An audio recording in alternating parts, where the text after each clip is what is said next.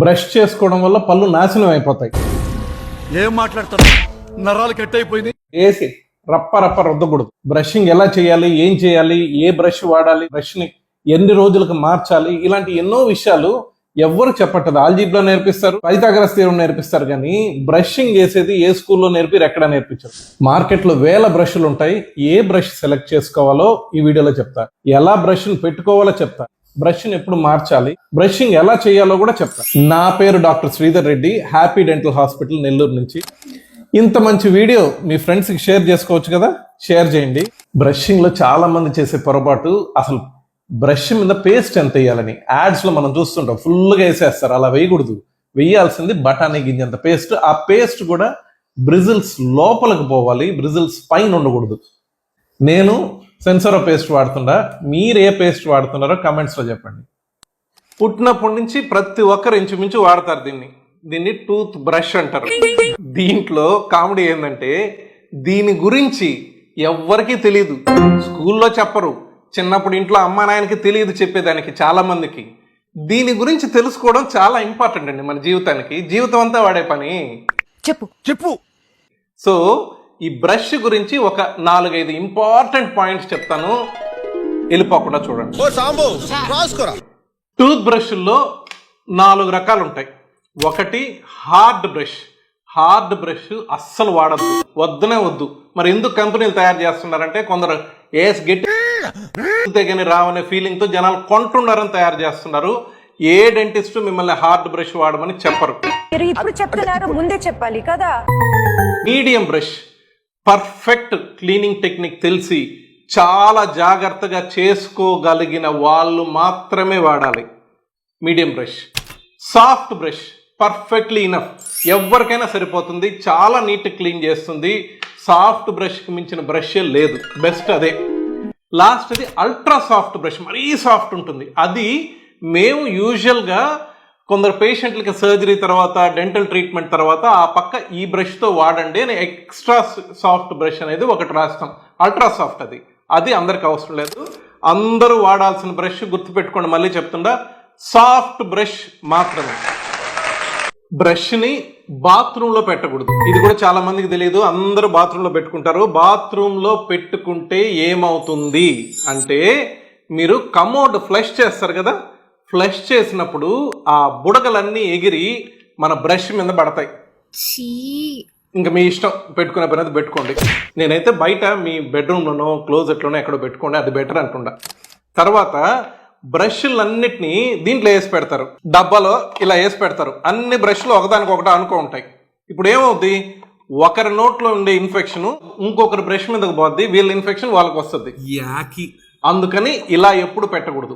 బ్రష్ని తీసి కొందరు లోపలికి ఈ పక్కకు పెడతారు, బ్రష్లన్నీ లోపలికి ఇట్ట పెట్టుకో ఉంటారు. అది ఇంకా వరస్ట్, అస్సలు వద్దు, ఆ పనే చేయొద్దు. ఏం చేస్తారంటే మీ బ్రష్ మీరు వేరుగా పెట్టుకోండి. మీ ఇంట్లో మీ బ్రష్ వరకు సపరేట్గా పెట్టుకోండి, ఇంట్లో వాళ్ళ బ్రష్లు ఎవరు వాళ్ళు సపరేట్గా పెట్టుకోమనండి.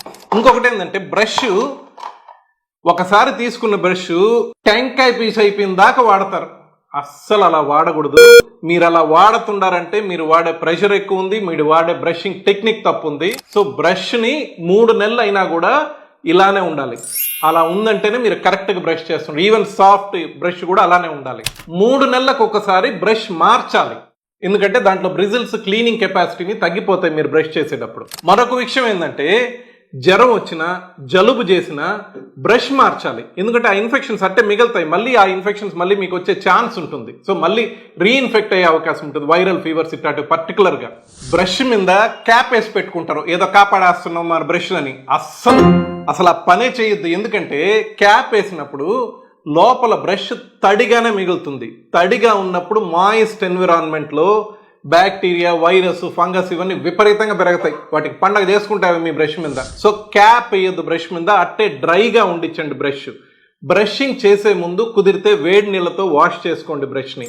తర్వాత బ్రషింగ్ ఎలా వాడాలి, అసలు ఇది చాలా మందికి తెలియని విషయం. ఇది ఒకటి, బ్రష్ ఎలా వాడాలనేది. బ్రష్ ఎలా వాడాలంటే సింపుల్ లాజిక్ చెప్తా.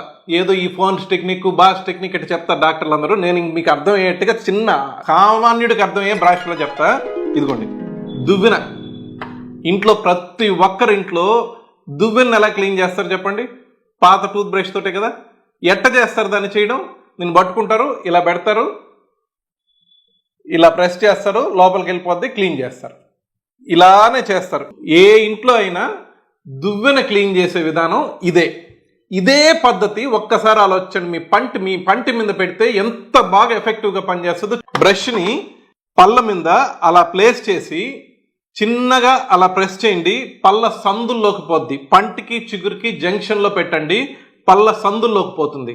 అలా వెళ్ళాక చిన్నగా కిందకి లాగండి, చాలా క్లీన్గా అవుతుంది. దీనంత బెస్ట్ టెక్నిక్ ఇంకొకటి లేదు. నా మాట మీకు రేపు బ్రష్ చేసేటప్పుడు ఖచ్చితంగా బ్రష్ పేస్ట్ తీసుకున్నప్పుడు నా మాటలు గుర్తు రావాలి మీకు. సో నేను చూపించినట్టు పై పళ్ళు ఇలా కిందకి, కింద పళ్ళు పైకి అలా క్లీన్ చేసినప్పుడు పర్ఫెక్ట్గా క్లీన్ అవుతాయి పళ్ళు. ఇంకొకటి చాలా మంది మిస్ చేసే విషయం ఏంటంటే, దాదాపు మాకు వచ్చే పేషెంట్స్లో 90% పేషెంట్స్ చూసేది మేము కింద పళ్ళు ముందు భాగం, కింద పళ్ళు లోపల భాగం, ముందు పళ్ళు పర్టికులర్గా క్లీన్ చేసుకోరు. ఎందుకంటే బ్రష్ చేసేటప్పుడు ఈ పెదం అడ్డం వస్తుంది, కింద పెదం. సో కింద పెదం కొద్ది కిందకి లాగి ఆ కింద పళ్ళని ముందు భాగంలో బ్రష్ చేసుకోండి.